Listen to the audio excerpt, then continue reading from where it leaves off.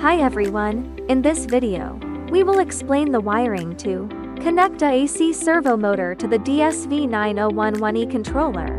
First, let's identify the key terminals on the controller. Motor power input, motor phase wires, motor encoder wire, controller power input. Please note that the controller needs to be connected to a 24 volts power supply. This is the RS-to-3 to communication wire. It connects to the computer. Motor phase wires, motor encoder wires, RS-to-3 to USB converter.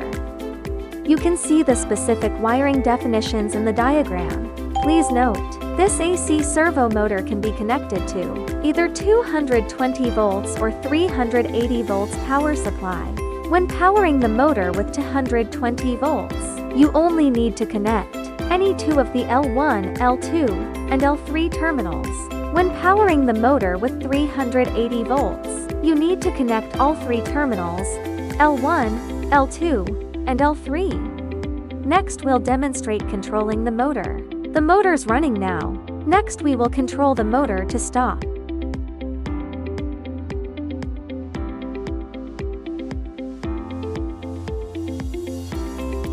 Finally, we will control the motor to run in a different direction.